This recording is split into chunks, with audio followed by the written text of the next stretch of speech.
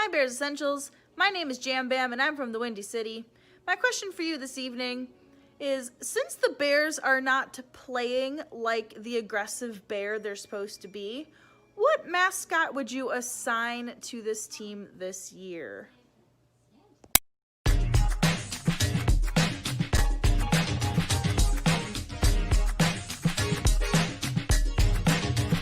This is the point of the season where you start cheering for them to lose so that we can think about next year's draft pick.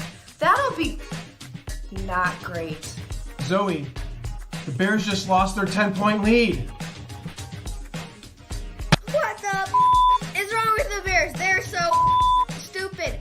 Why do they have to be so bad? They couldn't beat a pile of No.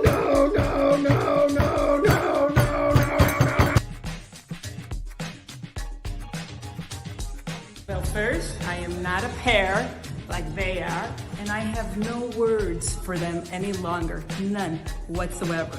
The end.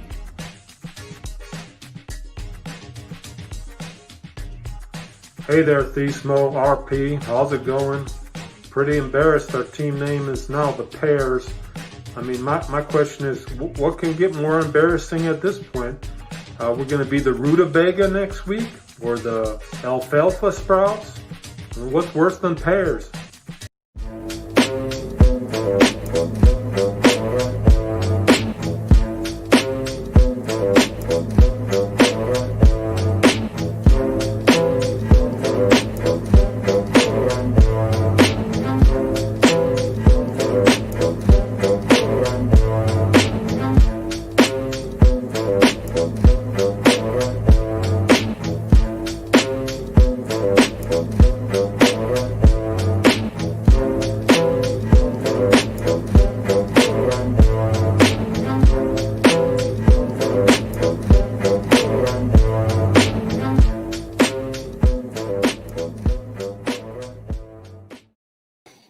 What's up, Bears fans? Welcome to the Pears Essentials. I already broke the rule. Now we're running with this Pears thing because it came up last week, and they laid another pair this weekend. And it was a rough one to watch, Mathismo. I'm RP. This is the Doctor oozing Mathismo in beast mode, always giving you the Pears Essentials, right down to the nitty gritty. And people are suffering right now. You just saw it yourself. Ooh. I mean, I know you're hurting inside, man. Yeah, you could say that again. I think that game was exciting, exhilarating, horrible. It started off great, and the way that it ended, it was very. It pretty much typified the way that this season has been going for us as Bears fans. For us as a show, for the team, yeah, exactly. It was pretty tough. Yeah, no, it was really hard to watch again. And, I just want to let you guys know out there, if you are watching right now and or watch later, please subscribe to the Pears Essentials here on YouTube and or on Facebook. You can see our episodes every week. But we're with the Bears and or Pears from beginning to end, whether they win or lose, and we appreciate you fans too, because we know you're still watching every game, even though they're just getting progressively worse. The fandom gets better, Right. So yes. Keep it up, fans. That's right. We share in the agony, the pain. We share in the exhilaration and the excitement. That's what it's about being a Bears fan. Unfortunately, we stick with them. As a fan base, we stick with each other. So thanks for being here, guys. Pear down all day. After that, that was the hard part. After the back-breaking loss of the Packers, which we thought couldn't get much worse than that as far as effort. The Pears end up blowing that 10-point lead with 2 minutes left in the fourth quarter. Right. To lose their sixth straight game at home to Detroit, who had just fired everybody, 34-30. So how does that happen? Man, it's so tough looking at the trajectory of this game, and I appreciate the fact that you're pointing out the Packers game, because that was just a huge letdown, and it was a statement game. It was the team to a certain extent saying, "Hey, we're just not into this," right? And then they come out in this game, and those first couple drives were excellent. Mixing in the run, the formations were really setting up a balanced attack for this team. And then it just, the defense just kind of lost its grip, and then obviously the turnover at the end of the game from Mitchell Trubisky Yeah, hurt so us let's get into that a little horribly. bit. I think that ultimately the offense was performing well earlier in the game. The Hmm. running attack was there. Both backs were complementing each other. Cordero Patterson and David Montgomery were running really well, even Yeah. between the tackles, which was great to see. And then when it came down to crunch time and the most important time of the game, it was a total collapse. Right. And I mean, even to the point where, not beyond the fumble, when Abraham didn't just reach the ball out for another 3 inches to get a first down there at the end, it just seemed like every single part of, especially if we're talking about kind of the offensive side of the ball right now, that confidence completely went away, or uh, at some point they went so conservative that no one had confidence in what they were doing. And then they decide to run a not conservative play by passing the ball, and it Hmm. bites them in the butt. So really tough game to watch when you're seeing the offense finally put up points, and then you know have the defense, which we'll get into in a second, Right. totally decide not to kind of show up. um Yeah, it's tough. It's really difficult to talk about this, RP, because to a certain extent, we saw many of the things that we were hoping to see as Bears fans, and it just seemed like it was really kind of going our way for most of the game.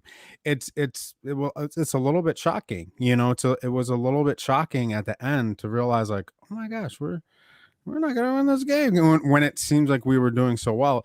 It seemed kind of like the reverse, the mirror image of what we saw from the Bears earlier in the year, when they were kind of down for most of the game, and then all of a sudden, out of nowhere at the end of the fourth quarter, they kind of came in and stole a victory. So we've kind of seen this type of game. But from the other side. And so now we know this is a perfect example of, like, you know, uh, uh, being on the other side of winning ugly, if that makes sense. Like earlier in the season, we were a little bit frustrated and kind of sure, like, man, sure. darn it, we're not showing that we're good, but we were winning. In this game, we looked great. We looked like everything was working together, and then we lose it at the end, and then we feel shocked and we feel terrible. So it just goes to show, winning is really, at the end of the day, the most important thing for a football team and for a fan base. Yep, and you're right about that. I think though Mitch Trubisky came real close to recapturing the Pearhead Award of the week with his fumble, he Yeah. did not. And we'll see in a Mm. little bit who got that award. But let's Oh. move to the most disappointing part of the game for me, which Yeah. was the defense. I mean, Yeah. I get it. As far as when you are talking about being on a team where you just don't believe in one side of the ball, and you're that defensive player. But um, I'm not sure if that's completely it. I'm looking at how Pagano is coaching the guys now, and and even some of the body language of some of the players, and they seem disconnected. Yeah. Yeah, for sure. And I think disconnected is a really good way of describing it, because you have in Pagano, a solid coach that the players apparently respect, but they're not responding. You've had a system that has kind of demonstrated its ability to stop teams from scoring, especially in the red zone. And they're not a perfect defense. They're a little bendy, sometimes a little breaky, but for the most part, they've been a solid team. And we really saw like how his scheme really didn't work against Detroit at all this week. I don't know if they just figured him out or so. It's really tough because there's so many things to like about the Bears defense. They've really shown out throughout the course of the season, and in these last two weeks, I mean, 400 plus yards passing way too against much. the Bears defense is And just that's, I think, ridiculous. my problem, and a lot of fans' problems with the coaching at this point on both sides of the ball is that Pagano has loads of talent over there now, and whether he Right.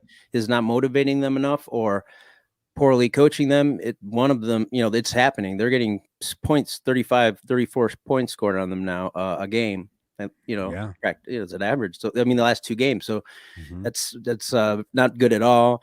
And it really does seem like this coaching staff is on the way out. And I think that's what everyone is kind of asking for at this point. And, I do want to say, the defense, did make plays. And there were some good plays, but Right. as a total, when it mattered, Stafford was able to pick apart that Bears defensive secondary and pick up first downs pretty easy. Yeah. I want to at least give a shout out to Bilal, Blah. How you Blah. like me now? the barely legal player of the week. In this week's Barely Legal play, Stafford's short ball brings nickels and a bunch of random dudes to the party. Hi, guys. Wanna stay for Bilal?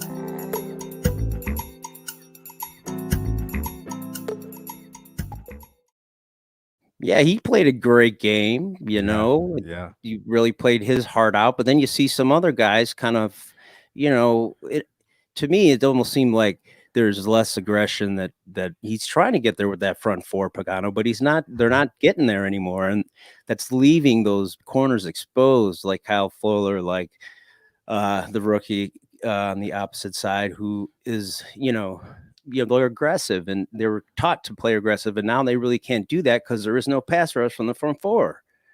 So Yeah, it seemed and very, I don't know. I mean, disconnected, like you said. disconnected. And as I've been saying throughout the season, how Pagano likes to use his inside linebackers more as like free safeties in the run game.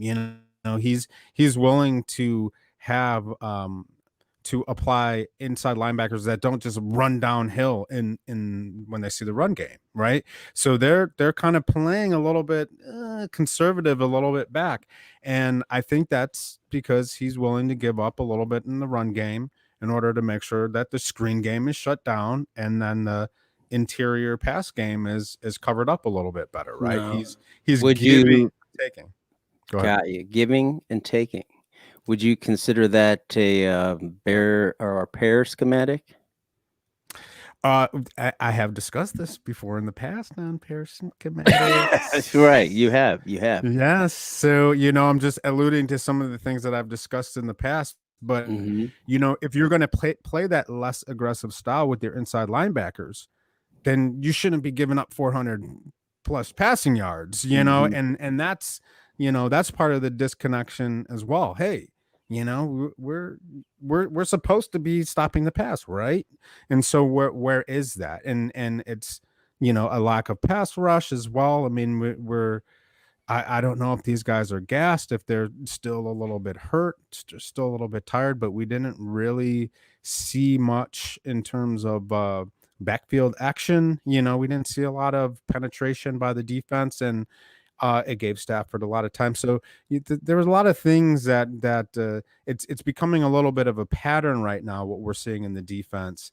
And they're really the disconnection from coaching staff to defensive line linebackers and to the secondary. And it's tough to watch, again, as Bears fans, we hang our hat on defense and we're not seeing that now. And now it's like, it's a weird reversal from the earlier part of the season.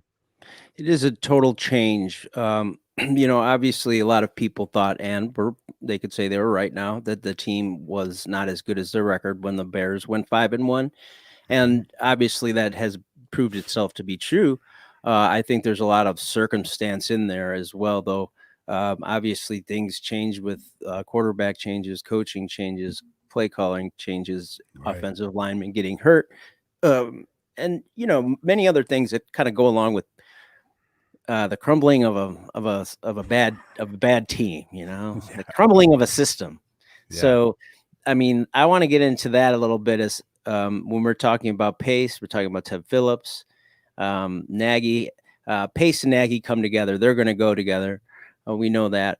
We don't know if Ted Phillips will keep his job. I'm sure, being the CEO, he will. And what does that mean? Do these players stay together? Do you draft? Obviously, I'm assuming you're drafting for a quarterback at this point. Mhm.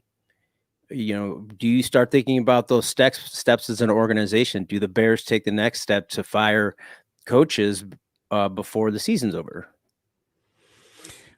Man, it's a tough question. I think RP in thinking about it, watching the game, and after this game, thinking like, man, I hope these guys might not have a job tomorrow. No. Just the way that it kind of collapsed at that crucial moment. We're seeing that as part of a pattern of the character of this team is really failing to rise to the occasion. But then I was kind of thinking like. But Nagy, from a coach, as a coach, it's like I like Nagy like as a guy, like as a person, and I do see his potential, as a leader, as a motivator, like that kind of thing. But again, this is about what is it? It's NFL stands for not for long. This we've had the opportunity to see them put their plan into action, and this is where we're at right now. And so the proof is in the pudding, and we've provided the entire staff the opportunity to express their skills, their talent, to basically they've been provided as many tools and as much trust as any coaching staff front office that I've seen They did, as a Bear. and you made the point a week ago. They've had the opportunity. They've made the effort and been successful in certain ways. The defense is Right. really good, but when it came down to maybe one of the biggest decisions or the one that didn't work out, it was obviously the quarterback position and drafting Mhm. Mitchell Trubisky second overall. Right. So that's So- going to define these guys, I guess. Exactly. So basically what it comes down to, RP, for me, it's accountability. You had your choice, you did your thing, it didn't work out. Sorry, like NFL, and this is not for long. So I do think, despite my whatever, I like Nagy is a cool dude, but come on, there's got to be accountability. Obviously. There's got to be accountability, is what I'm Yeah, saying. no, I if totally that comes agree. today, tomorrow, or next week, yes, that's what it comes down to for me. And I think that will happen. You'll see some changes being made sooner than later. Right. Technically speaking, the Bears are not out of the playoff race, so it would be hard, I think, for any management to go in and fire anyone right now. But just like Philadelphia and other places, it's tough to play in Chicago, and Bear fans will try to run you out of town. So, I have a question here from Joe Goodkin from Chicago. Nice. And this is a good one. It kind of refers to what we're talking about. All right. All right, my question's about the Bears. Number one, in 2 seasons, how many current offensive starters will still be starting for the Bears? Number 2, if the Bears were a rock band, which rock band would they be and why? Oh, I like the I thing at the end there. Indeed, yeah, that got me fired up when he said rock band. Oh, It's a great question. Yeah. And again, just like last week, we're gonna marinate on that that question, that music question. Okay. Just like my brilliant friend here came up with the Pears. I mean, that's just brilliant. We'll figure out something for the rock band. That is the Chicago Pears. Offensive players that will be on the team in 2 years. Am I supposed to say none? Look, we got. I would say Mooney. He's gunning for a future spot for our in team. 2 years. We're saying yes. Oh yeah, Mooney for sure. I think Mooney's going to be a guy for us. And let's see. We just drafted Cole Kmet. I mean, I'd see him having an opportunity. That was a positive in the game. You got some Cole Kmet going on there. Definitely. And way to find that positive, Doctor. See, Cole. I'm not all bad. So no, what's cool about that play is like if you watch Cole Kmet highlights, that's like a Cole Kmet highlight play from college, and it's like, man, finally they figured out how to display his talent. Have him do properly. Things. Yeah, have him do things that we've seen him do and excel at. So, and one of the things that I was really thinking down the stretch was, this is the time to throw to that guy again. Like this is when you would use a draft pick to help you win a game down the stretch to get to the playoffs. Yeah, but they just didn't go back to him, and they just couldn't make it happen. They just couldn't make it happen. Ah, man, what are you gonna do, Chicago? It's still fun for me to watch these football games because there's a lot of talented guys on the field, like Cole Kmet. Right. My CPPOG today is a special guy, and he's worked really hard all season long, and really in the last couple of weeks has proved me wrong in a lot of ways because he has shown that he is a very proficient runner and has a lot more capabilities than I thought.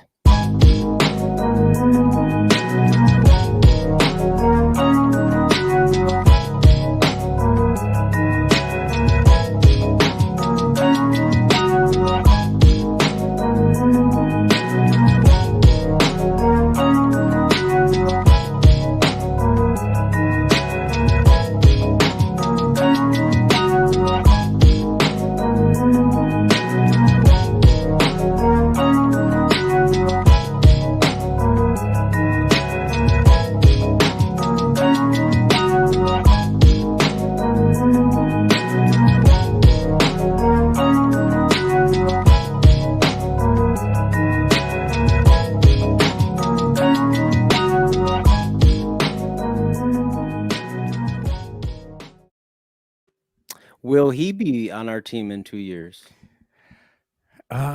In 2 years, I would say yes. I'm going to say yes, David Montgomery, after this game in particular. And I really think that he showed some North and South, man. Yeah, he showed some new dimensions to his running style, I think, in this week.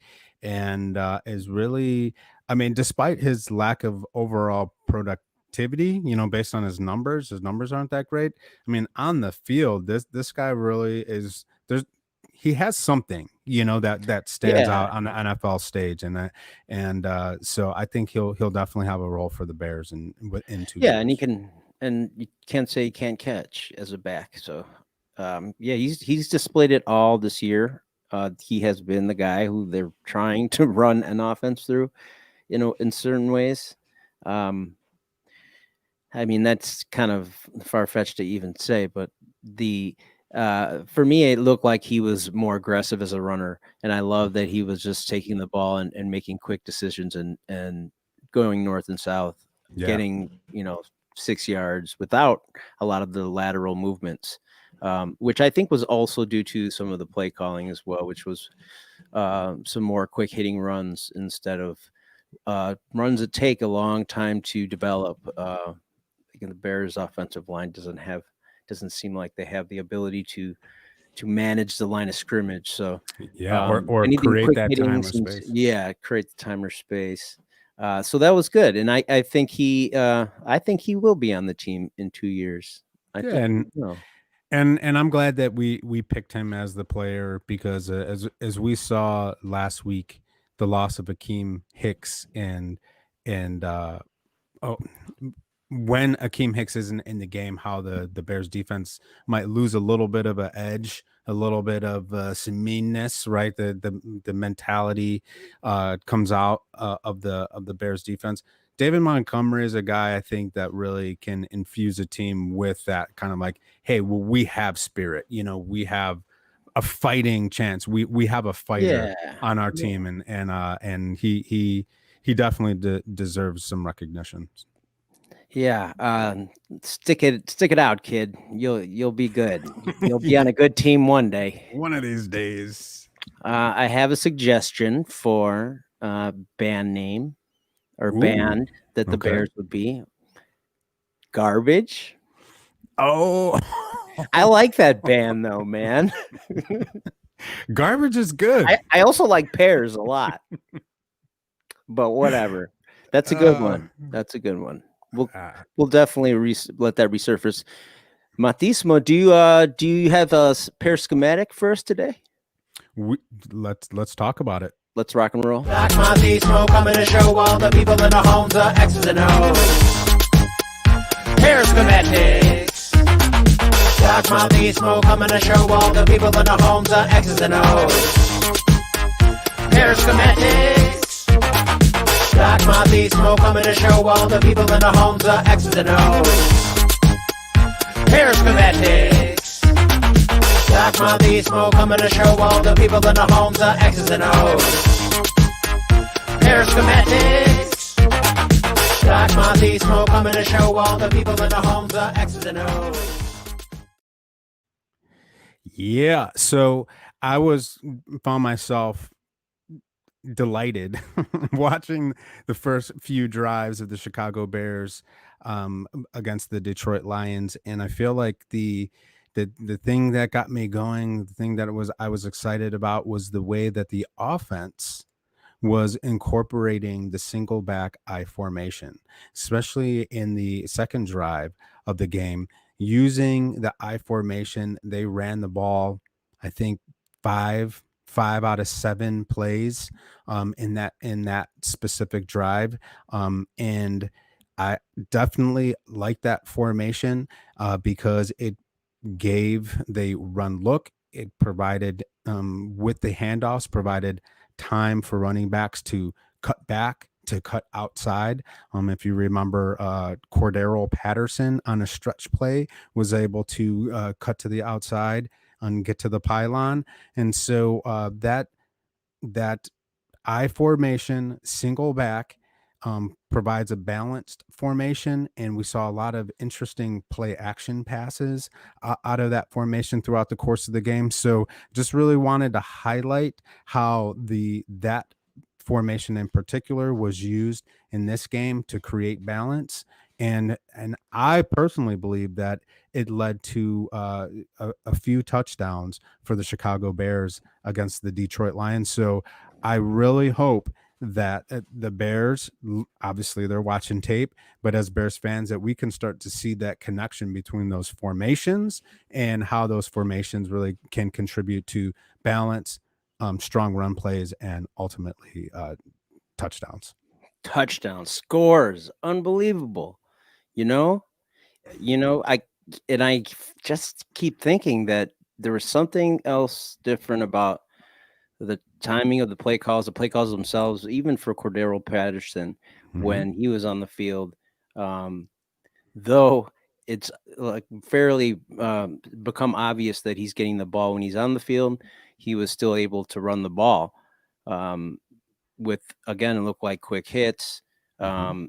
There was a pitch that he did get outside, and again, that defense isn't that great at all. So they're actually not that good at all. But Right. so some of those things were working. But again, a normal NFL offense should be able to do what the Bears are doing, and they played really well.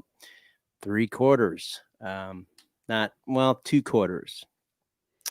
So the Bears again did not score in the third. So I think that they're still running that streak. But next week, we're seeing a lot of changes here with games, flip flopping schedules. There was a game on tonight that I think is ending right Right. now. Mhm. And so we don't know really what's going to happen to, this team. Well, even with the external factors going on, we'll see what happens in the next 3 or 4 weeks. I think that you're talking about where they're at as a team. What do you think this team is? Where do you think this team is at? Nagy the week before calls people out about soul searching, and then this happens. Do you think Yeah. now is everything going to be even more detached? Should they just start playing some guys who are going to be trying to make the team next year? I mean, what are you talking about? It's such a great question, and it's hard to envision a team strategy for deconstructing. Yeah. Like, What how do do you we wind this thing down? I want you to And try really hard this week, but think about that contract next year. right, yeah, and I mean, at this point in time, it just really depends on it's time frame. At what point in time does the management make the decision that they're going to replace Pace, that they're going to replace Nagy, etc. I don't think Todd Phillips is going anywhere, because again, he's more of like a business manager for their team. I think it's really the general manager that carries the weight of responsibility for the overall outcomes of the team. So once they make that decision, which hopefully is sooner than later, then they could start strategizing. I personally would like to see this team continue to fight. I Me would too. like to see I'd like to see them continue to try to put in their effort and to play with pride. I think that, even though it was a little bit too little, too late, the whole playing for personal pride, yeah, I think that matters. I definitely think that matters because RP, you're an NFL player, you're out on an NFL field. You need to be trying out there, Yeah, or the or game over, literally. Yeah. right. So play to protect yourself, play for pride. There's a lot of things to play for, but I want them to continue to put in their best effort and show that character, um, Yeah, and it to would be represent nice. this team. Yeah, for sure. I mean, this is a 6-game losing streak. There's no way that Bear fans are really, even used to this. So I think they'll bounce back. But I can't see them losing the rest of these games. If they do, Oh then man. we're gonna have a lot of pairs. There's gonna be so many pairs going on. Yeah. I have a couple more here suggestions for bands. The Bare Nice. Naked Ladies. This Oh, one nice. Okay. from Jen Swenson. It's a good one. That's Matt perfect. Nagy and the Heartbreakers. Uh-huh. These are getting really nice and dicey. Yeah. No, Real these are good stuff, you guys. Now, keep sending the suggestions for Joe Goodkin from Chicago, asking us what band the Chicago Bears would be. Up, Blind Melon. That's funny.